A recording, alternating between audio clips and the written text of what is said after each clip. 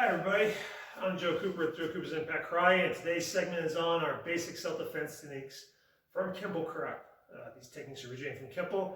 Now, I am old school Kenpo Karate, which means I'm not the modern day, which is a lot different. Old school, we did a lot of emphasis on power and shifting into the proper stance, so you had your weight behind your strikes. A little bit slower.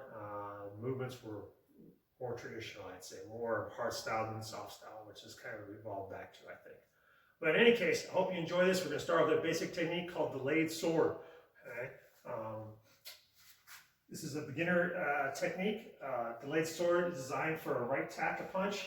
It could be any attack though. All of our techniques, you just have to adjust your strikes and your targeting sometimes if they're throwing a left punch or a kick or a shove, that type of thing. But they can work against any attack. What we're trying to teach is not so much you do this against a right punch or this against a left punch, but that you learn the mechanics of movement, this principles of power and speed. And once you learn that, if you have to use it in a real situation, you'll never find yourself taking a certain move like delayed sword and doing it step by step by step. You'll actually take certain little bits and pieces of different ones that you've never done before, and it'll just come automatically if you practice and trained hard and done lots of repetitions like you should be doing as a good martial arts student. Okay? That's our goal. Right? Our goal is to achieve what we call no mind, right? Which means you just react. Right? So therefore, the basics of delayed sword, we're going to perceive this bad guy's throwing a right punch at me. And when you do your self-defense techniques, I want you to try to really imagine that you're always within the least arm distance. Okay? It's not. This is not point sparring. This is not tournaments. This is not competition where we're way back here, we're 5-6 feet out, and we're engaging from long range. That's not reality. Reality is a real situation. Someone confronts you. They're up in your face generally talking smack, calling you every name they can possibly think of to try and intimidate you and make you cower. And they're right up here really close. So we need to learn to fight from this range, to be able to defend yourself from this range. Okay? Being a good point fighter is one thing, being a good real fighter, that's a totally different story. Okay? So from here, this person's throwing a right punch, or they're starting to throw a right punch. We see the shoulders start to cock as they throw that right hand. Okay? Now remember also, the punches come from reality. They don't come straight line like in martial arts. They come from a big looping, hooking, wild punch. Someone doesn't know much technique. That's the type of punch they're throwing. Okay? So we have to be prepared for that. So we train, make sure your partner, if you have a partner, they can train with you throwing those big looping punches, or imagine that big punch coming from here and blocking. Okay? So your first movement is we're standing here, just a regular position, we're not no fighting stance or nothing like that. We're going to turn our right knee in really tight, and we're going to try to get our knees close together. This is called a close kneel stance. Close knees, close kneel, think of it like that. It's designed so that if someone surprises you with a groin kick, they kick you in the shin instead of kicking you in the groin, which is a lot better. Okay? As that happens, we're instinctively bringing our hands up like don't hurt me, don't hit me, and our shoulders turn, and that creates the block. Using a good sword hand. Okay? We're blocking right on that nerve as they throw that punch. Okay? Once that happens, we're going to slow them down with what we call a groin kick. It looks like a front kick, but actually is a scoop kick. The difference is front kick goes in when I kick, scoop kick goes behind the target. If you can imagine kicking someone between the legs and snapping back with your instep. So you're hitting behind them, hitting the nards, as I call their technical term, you should say testicles.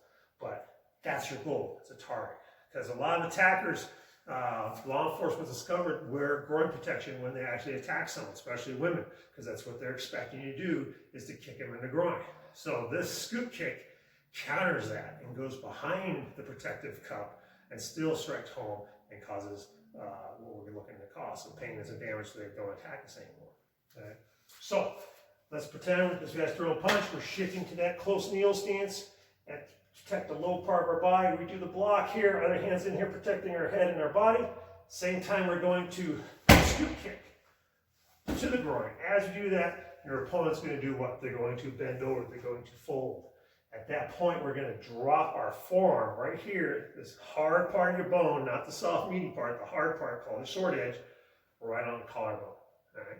So we did the block, scoop kick, and we drop. All right? Very important when you drop, we land in a nice hard bow stance. Otherwise, in Taekwondo or Shotokan Karate, they call it a front stance, but a little bit longer version. You drop all your weight. So my weight falls first versus me landing with my foot and then striking. I want my weight to fall into the target. We call this marriage of gravity, okay? So we're using gravity to create more power. I want all my weight, all my energy to drop into that target I'm trying to hit. Okay, so once more, they come in, they throw the big right hand, we block. Close needle stance. Okay, good strong block. Now I do my scoop kick behind the legs, get to the nards, and drop. Drive into them. My weight's falling forward. Most of my weight's on my front leg right now. If you do this properly, they're going to be hitting and moving backwards as you hit them because you have so much force going into them. Now the scoop kick is important because what happens with the scoop kick is it slows the momentum down, prevents them from throwing that second punch. So the block and the kick have to happen almost same time. It's not a 1-2, it's more of a one motion, if you can picture that. All right? So I'm standing here, don't want this guy to hurt me, I got my hands up here. Don't please, you don't need to do this, we don't need to do this type of thing. I don't want to get in a fight. Okay?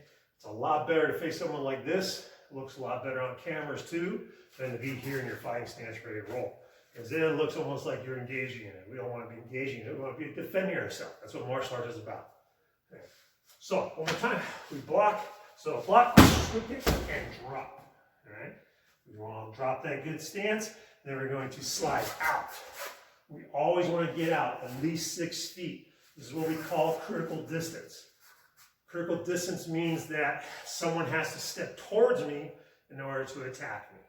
Gives me more time to react, gives me more time to move. All right? If I just stand here and hit, a good chance if I don't incapacitate this individual, he's going to be pretty upset. He's going to grab me, he's going to just try to strike me again, and I don't want that. I want to be able to get out and run away. All right? So let's break this down a little bit more. So he throws that right hand, close kneel, block, same time. Right as I make contact, scoop kick comes up, hits. Drop into that hard bow stance as I throw that right to the collarbones. Call the collarbones right where your collar would be, dropping all your weight. And slide out, critical distance, at least 6 feet. I'm a little close right now. If I go any further, I'll probably be out of camera. So I didn't want to do that. But in any case, that's our technique called delayed sword. Okay? I'm going to do it for you in the air so you can get a little bit better view of it. So here, imagine that big punch coming at me. Blocking 1, scoop kick 2, hard bow.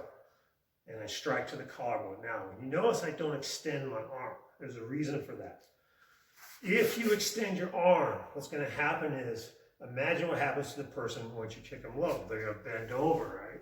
So if I extend that arm, my collarbone, my real target, is here now. So I missed it. And they're in perfect position to grab me, pick me up, and dump me to the ground like a wrestler would. So I want to make sure from the block, I don't extend the arm. All I'm doing is dropping and driving my weight into that collarbone.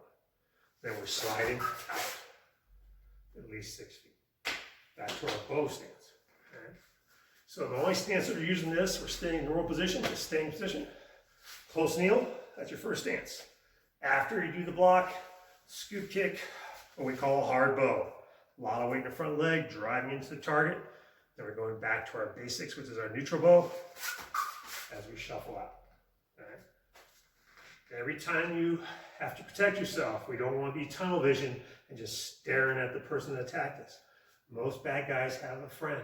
There's a theory called the +1 rule. +1 rule means is that there's one bad guy, there's really 2. There's 2, there's really 3, and so on.